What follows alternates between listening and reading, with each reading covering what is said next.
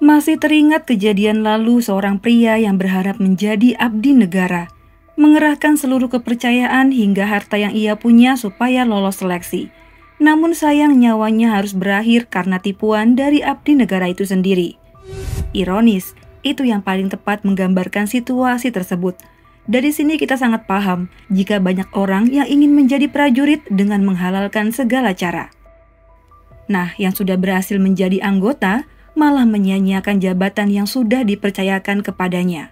Seperti salah satu kasus yang akan Mia ceritakan kali ini.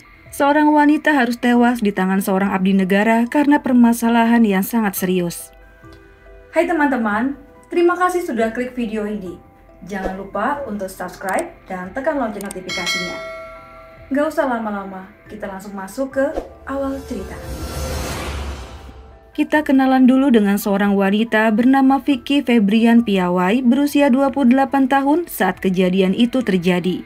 Ia merupakan wanita yang baik, mudah bergaul, dan diketahui memiliki banyak teman. Ayahnya bernama Agung Murcahyo alias Bagong, sedangkan ibunya bernama Rukmini. Mereka merupakan warga desa Mangundikaran, Kabupaten Nganjuk, Jawa Timur.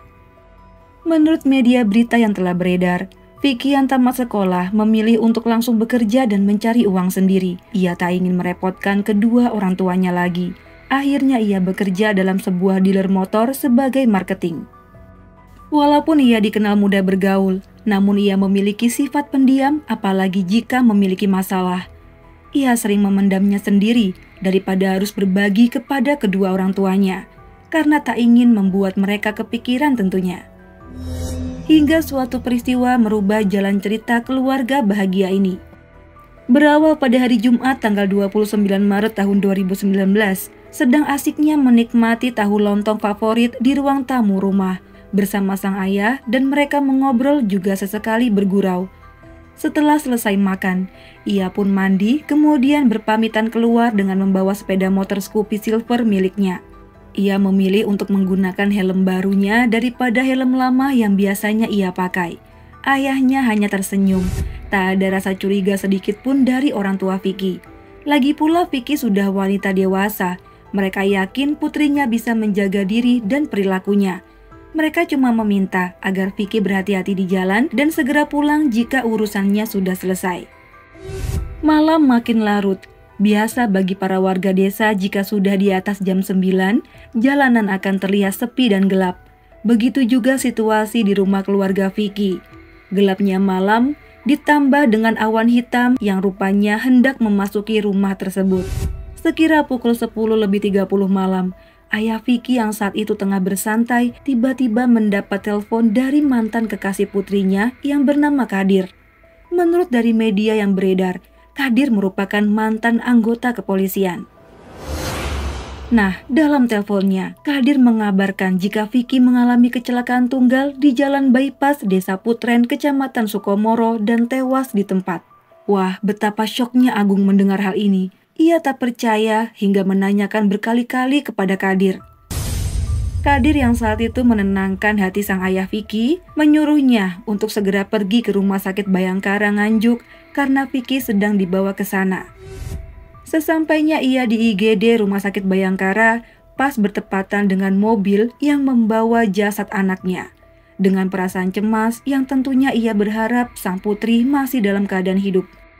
Sontak ketika jenazah diturunkan, ia melihat kepala putrinya dengan banyak cairan merah di sana. Tangisan histeris tak terelakkan lagi. Beberapa orang pun sempat menenangkan orang tua korban.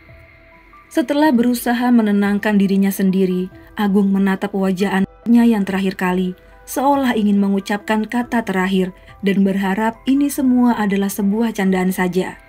Dalam tangisnya, Agung tiba-tiba terpana dengan kondisi Vicky yang mencurigakan, di mana tubuhnya terlihat bersih, bajunya juga tidak kotor, hanya luka di bagian kepala dan terlihat ada bekas jeratan di lehernya. Ia juga mencari tahu keadaan motor dan helm Vicky yang rupanya dalam keadaan baik, hanya ada sedikit luka lecet. Jelas, ini semua terasa aneh.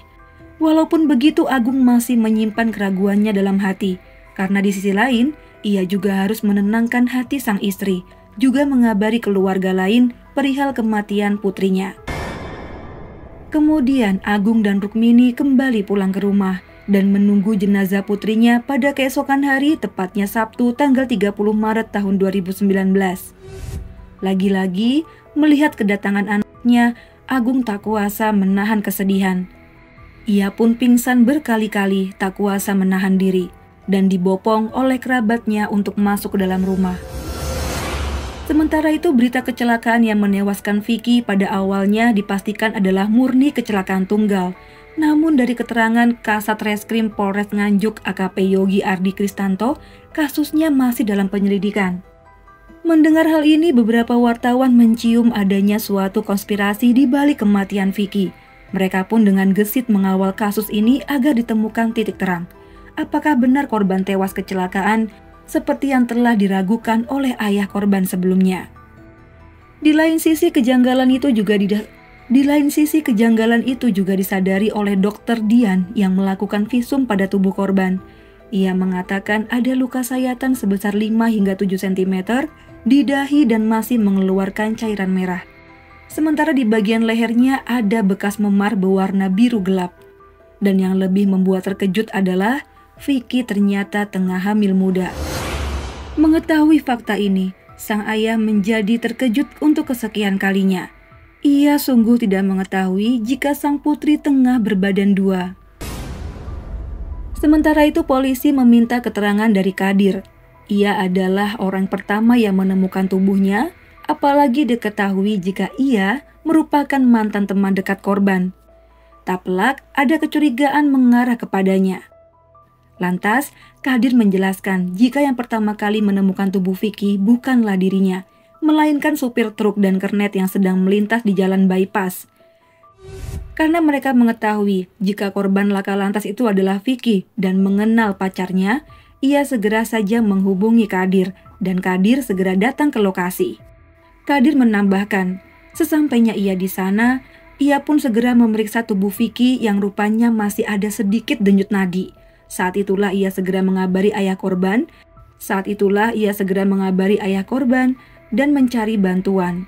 Awalnya, Kadir pun mengira jika Vicky kecelakaan tunggal karena tidak ditemukan korban lain selain dirinya. Sempat kebingungan karena jalanan yang sepi, tiba-tiba ia melihat sebuah mobil yang melintas.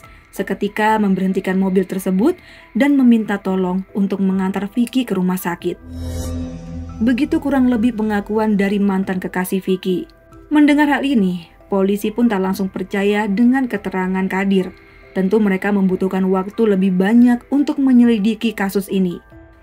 Tim cybercrime juga memeriksa riwayat ponsel korban, juga orang-orang yang berhubungan dengan wanita tersebut, seperti tetangga, rekan kerja, juga keluarga dekat. Pada akhirnya di tanggal 24 April tahun 2019, atau hampir sebulan semenjak kematian Vicky, teka-teki pun terungkap. Rupanya ia bukan meninggal karena kecelakaan semata, melainkan dibunuh oleh kekasihnya sendiri.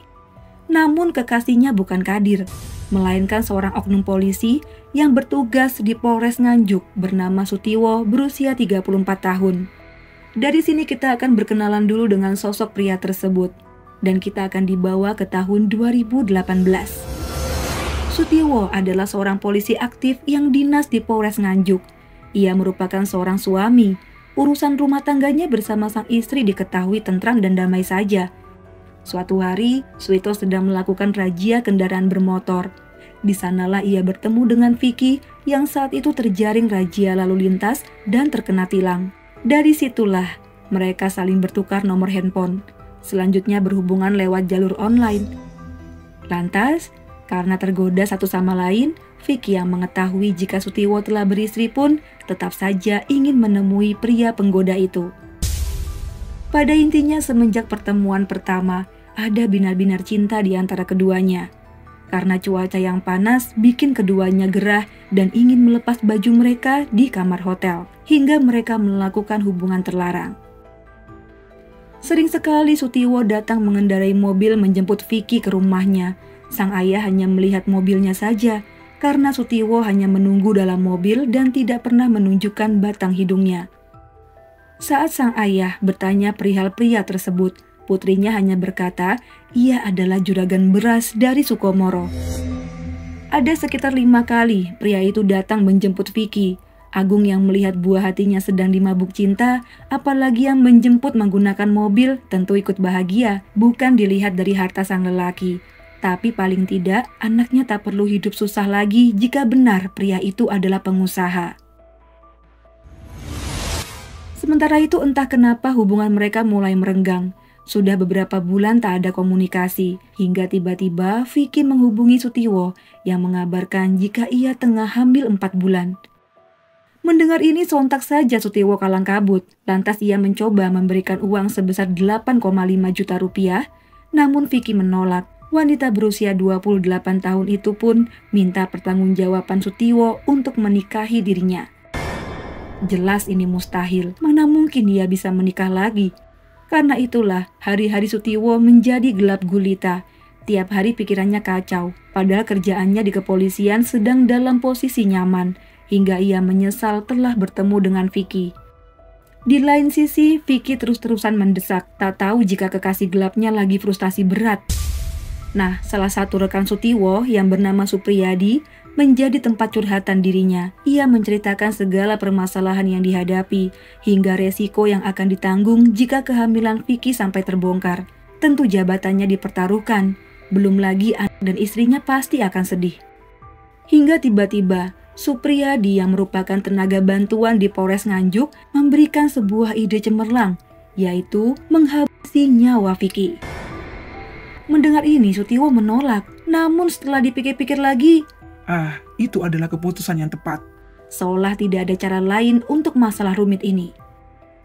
Hingga tiba pada tanggal 29 Maret 2019, Sutiwo membuat janji bertemu dengan Vicky di Rumah Sakit Islam Aisyah.